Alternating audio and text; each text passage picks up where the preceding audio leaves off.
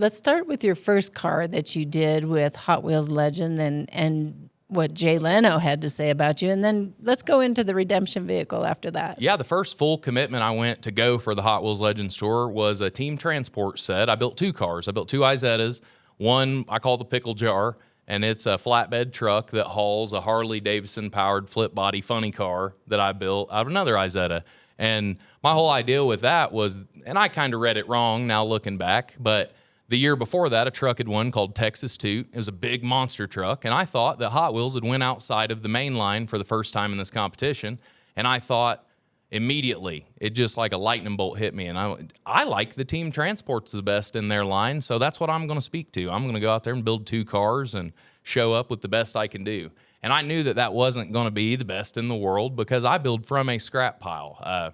If you look at how my cars finish, that isn't near as impressive to me as what it looks like at the starting line. The passion that goes into it. The starts on these cars are what everyone I know sees as garbage. Like, it is trash. And I like making trash from treasure and trying to give out a message through this Hot Wheels Legends store and speak to as many young and older people as I can to let them know and remind them that going green doesn't always mean electric and, all these different sources of fuel. You can recycle. You can use what's here and already wasted material that people see as trash. If you use that up and clean it, I think you'd leave a lot smaller footprint after you're gone.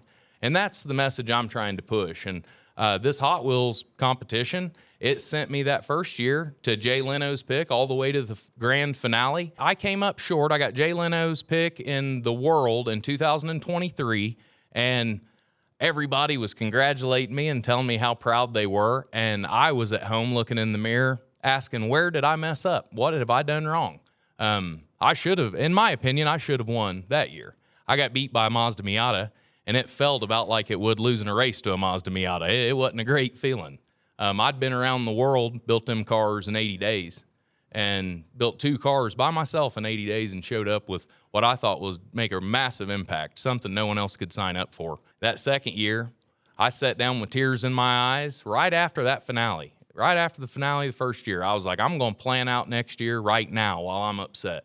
I was sad. I was heartbroken. And here I've got everybody I know telling me how proud they are. They just seen Jay Leno give me a shout out, which was, it was. But in reality, it was a virtual pat on the back. And my kids don't eat pats on the back, and I signed up for this thing to take it down. I feel like I am the guy in this world to beat in this lane. And the second year, I decided off the drawing I came up with that night, tears covered on that paper, I wrote the word redemption vehicle.